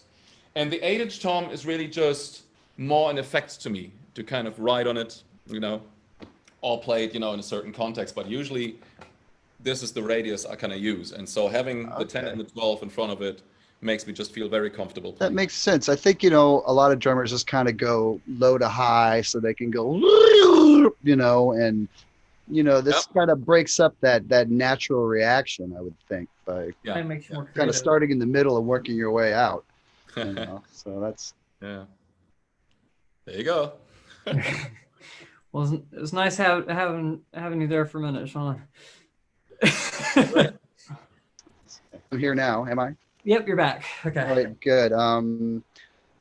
So tell us about the Sea Within. I had Tom Brislin on a couple weeks ago, and we were chatting about that and some other things. And tell me a bit about how that came together and how it all got written and such. Well, the Sea Within is a band which we decided to put together, and Roine Stolt is part of it, Jonas Reingold, Tom Brislin indeed, and Daniel Gildenlöw from the band Pain of Salvation. Mm-hmm. He's on the album, and the singer from Flying Colors, I forgot his name. Casey McPherson. Casey McPherson, my God. I am so sorry, because we had the most amazing hangs. Casey and I went always out, and had fun. I was just blanking. I'm sorry. It was so many names we already mentioned, Must be the bourbon. It must be the bourbon. I just started it, so they could see, Right. Yeah, no doubt. So yeah, that actually came about, so we were just writing songs in our respective homes, basically, and then brought them to the table, and then started recording together actually in the studio as a band. And that album came out. It actually succeeded. It got a lot of good response, which I appreciated. And then we started playing some shows. We did the Lower Live Fest, and we also did the Cruise to the Edge. Yeah.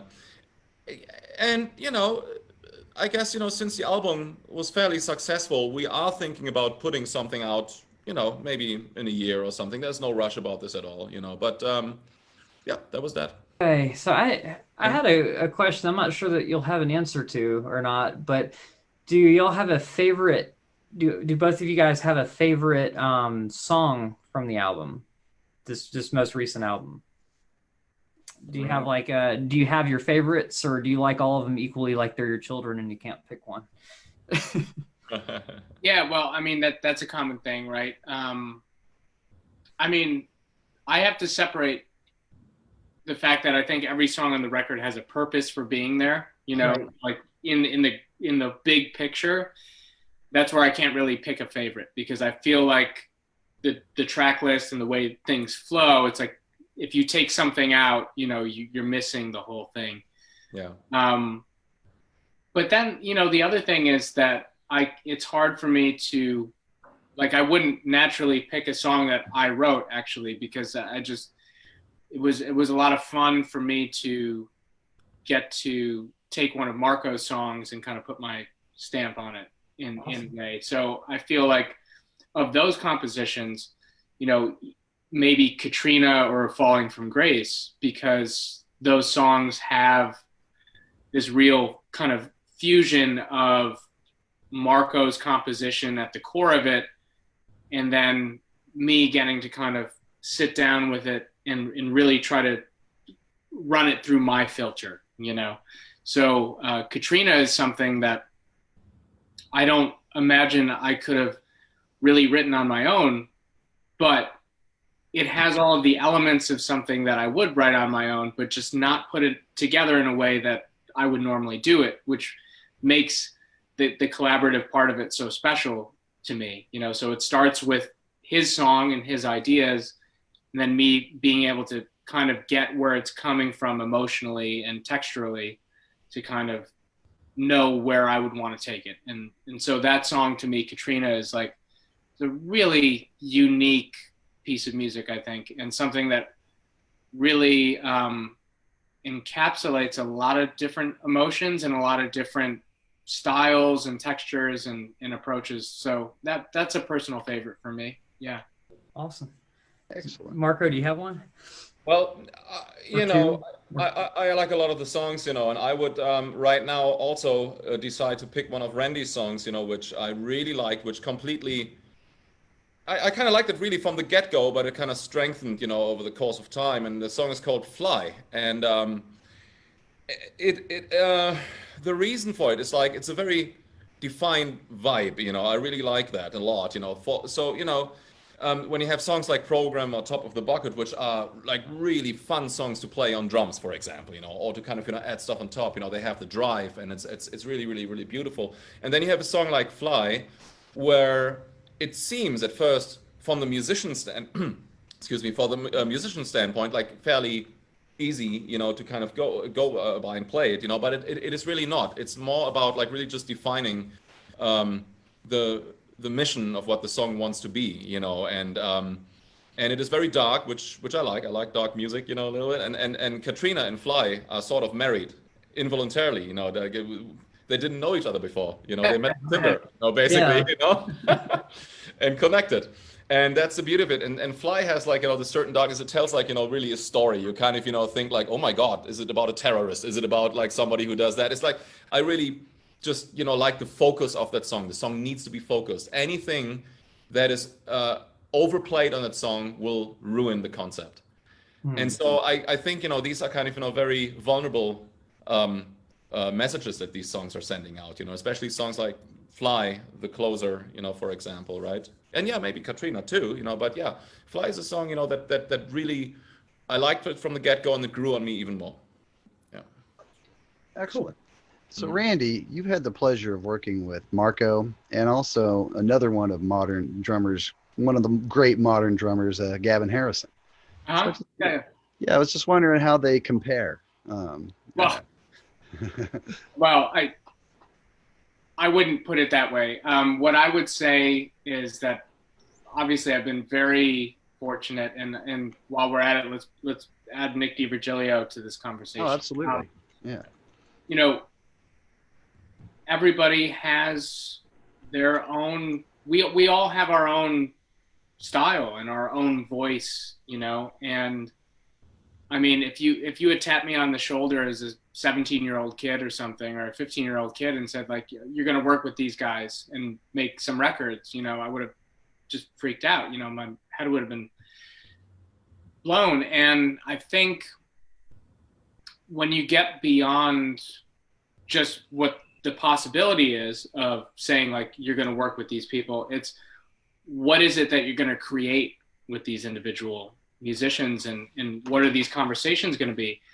And I think that's where you get to a really deep level with the music and with the composition. So for me as a songwriter and as a musician, it's really just been an amazing experience to kind of tap into all of these different things. I mean, it's Marco said it earlier, is, musical chemistry, and you're having conversations with people basically through music, conversations we have in person about various things are great as well. But it's important that two people connect over that translation of music while it's happening, and in composition, and especially on stage.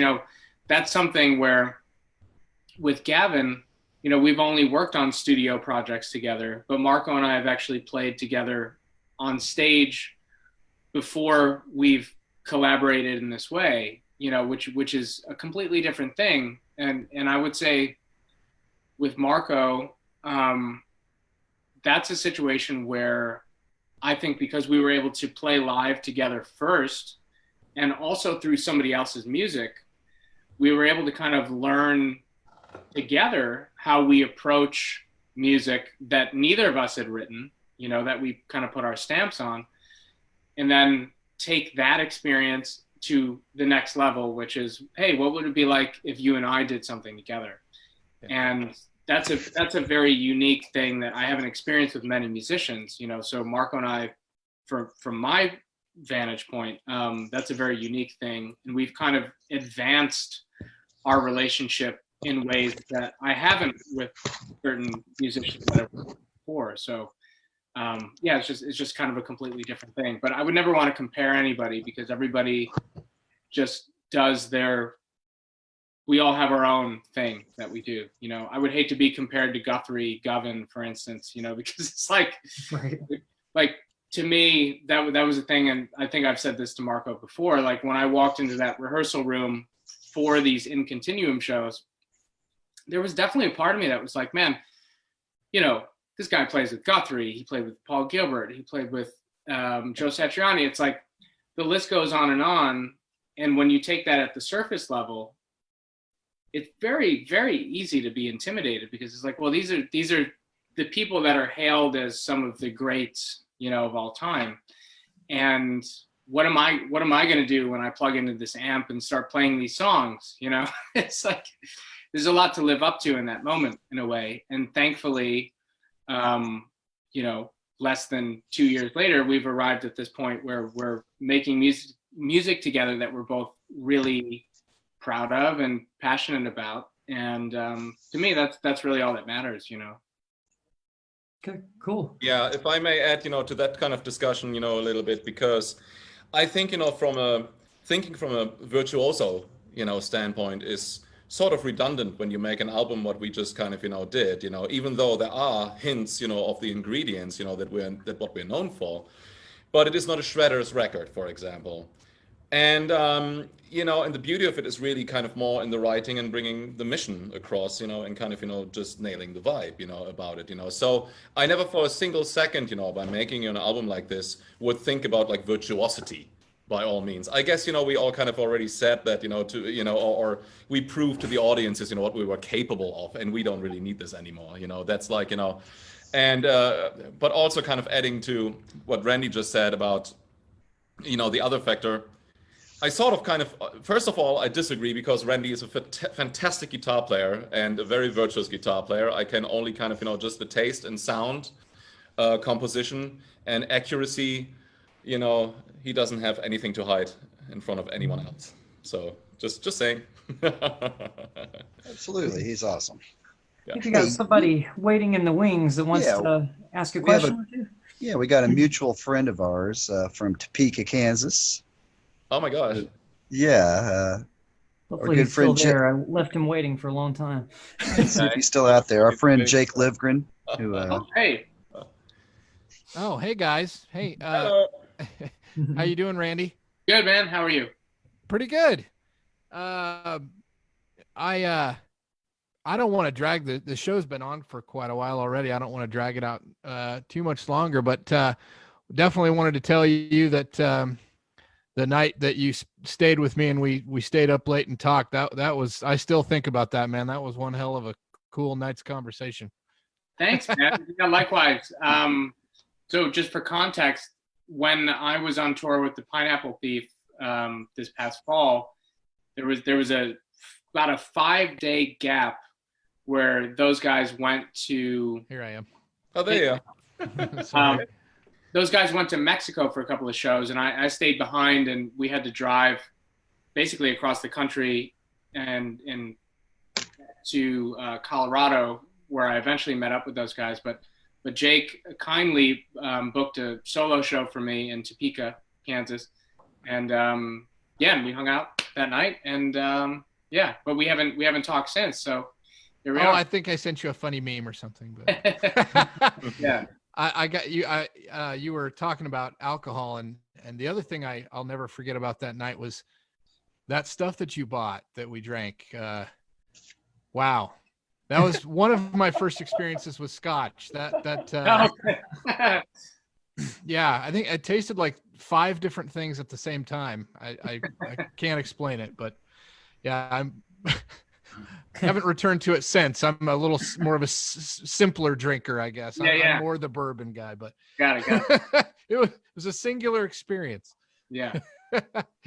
And Marco, we are going to be on a song together. Oh, we are. Yes, for Frank Zimmerlein. Frank Zimmerlein, from Steinberg Technology. Yeah, there we right. go, Mr. Cubase, Mr. Exactly. Oh my gosh, what a kind, generous guy. He's a lovely person. A lot of his personal time walking me through Cubase, that's for sure. Yes, but yes. Yeah, it's a song called Dreamers. It wasn't called that when you played on it. I don't think. I took the song that you guys played together and kind of turned it into a song, wrote the lyrics and the melody and all that. Oh, amazing. I can't wait to hear it. That's wonderful. Yeah, it turned out really, really good. So I'm really proud to have appeared on that with you. Oh, man, that's great. Thank you. Likewise. Yeah, you did amazing as always. Oh, thank you. That was here on this drum kit, on this very drum set. It was because he sent me a sample of your video, which before I recorded my video, and it's from a different angle, but yeah, that's the kit that you played on. That's the one, installed and ready for whatever evil purposes. Yeah, totally. It's gonna. I mean, the 2 songs that he that we collaborated on, it's you and Todd Sucherman on the drums from the band Styx, I'm like, right? So I'm like, what am I doing here? But that's only up till now. Now I feel like I've arrived. No, I'm kidding. We'll see how it goes. I think both the songs turned out great, and you did a fantastic job. But I just wanted to say hi to both of you guys. Oh, thank you so much for tuning in. Yeah. Cheers. Good to see you, brother. Yeah, you too. For every once in a while, anyways. Yeah, Jake's my co-host on here some nights, and Awesome. I'm sure he will be again here in a few weeks. Fantastic. And just in case you guys are wondering who's coming up, next week, you guys know a guy named Fernando Perdomo? Oh yeah. Yes. Of course you do. He's the modern prog Renaissance man. He's, Yeah, he should be fun to talk to, huh? Yeah. oh yeah, and he does lots of other stuff too outside of prog. He's got a studio, and just plays with all sorts of interesting people. You know, he was playing with Jacob Dylan. Yeah. And they did that documentary about Echo in the Canyon, which is about the Laurel Canyon groups Yes. from the late 60s. So, and they actually like toured around. Like I saw them play the movie in the theater, and then they came out and played some songs right there in the front row of the theater, Yeah. which I was a saw real them cool thing. in New York. When they came to New York, my wife and I went to the show, and yeah, it was super cool. Yeah, it was really fun. And then week after that, we've got Billy Sherwood, which you all know, the Absolutely. heir apparent to the Yes bass throne. Yeah. And it's always a pleasure to talk to him. Wonderful. And the week after that, we have Near Fest Memories. You remember Near Fest that you played at a few times? I played Yeah, with Eddie Jobson, UK. Yeah, that was amazing. I was on the crew that year. Feel free to drop in on that show and share an experience from it. If you have to. Well, you know, we're definitely going to go down memory lane for that one because it's been 8 years and it was a great festival. You know, we miss it. Yeah, I But bet, nothing, you know, it can't go on forever. There's only so many old prog stars you can resuscitate. Are they not The doing list Near is Fest done. anymore? No, it ended in 2012. Oh wow. Um, The Okay. end of the Yeah. world, the end of the Near Fest. Yeah, it was kind of it ended with a bang, thankfully. But it was, I don't know. I'm glad to say I did one. Yeah. Well, yeah, I was a big fan, you know, just through my Progressive Ears site. You know, we went to the one in 2001. That was the first time any of us had ever met, you know, like online, you know, in person.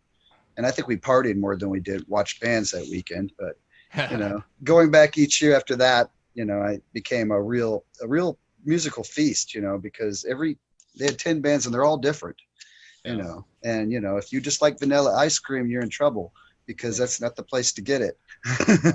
So, you know, That was a good festival. I remember Gary Green, the time when we played was from Gentle Giant. He was there with his band and stuff. It was like and we were there with UK and stuff. It was like a very wide spectrum, you know, of oh music.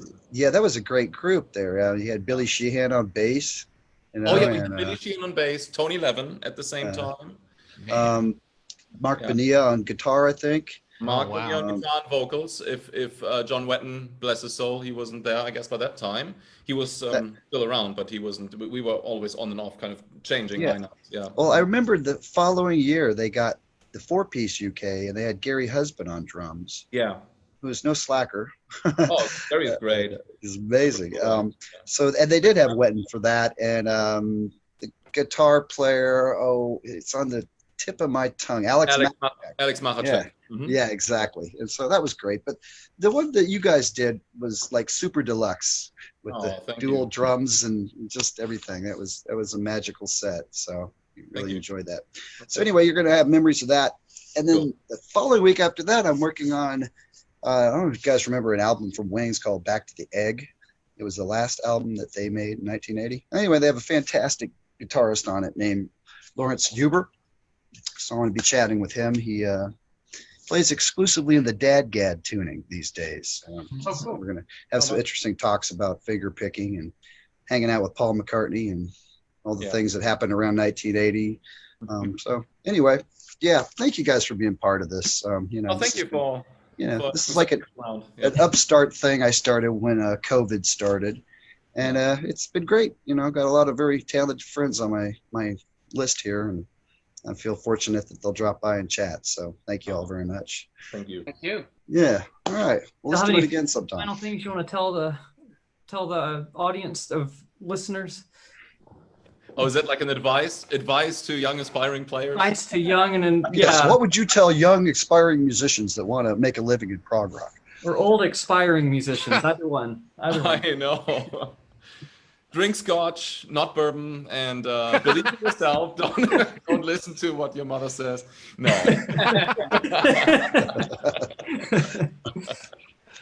Oh man, that was good. All of that. Randy, any closing thoughts? No, I mean, I'll just do the company line here and just let people know that McStine and Minnemann comes out on July 3rd. You can pre-order it now at mcstineminnemann.bandcamp.com. And on July 3rd, it'll be released to all the usual outlets. And we're on Facebook and Instagram. Instagram at McStine Minnemann. Facebook, you can find us. And yeah, we just hope to hear from people and curious to see what people think about this record, because I think it's one of those records that people will have expectations for when they see that it's the two of us working together. And I think that we have created something that brings the best of our two worlds together, but also completely defies the expectations that some people might have of us. And I'm really excited to get this music out there and for us to continue working on music into the future. So that's basically it. Well, it's an awesome album, and yeah, everybody should pick up a copy. So get it at Bandcamp. That's the best place to start. And there's 30 vinyl copies left, so let's make those move. Get them while you can. It'll be a collector's item. All right, you guys, stay safe. And to my viewers, thank you for tuning in. You are stronger than you know, so hang in there. It's going to get better. Cheers. Thank you, All right. guys. Thank you so Take much. care. Yeah, Right, thanks a bye, million. Everybody. All righty. Okay. Stay safe. All right, we'll see you. Bye, guys.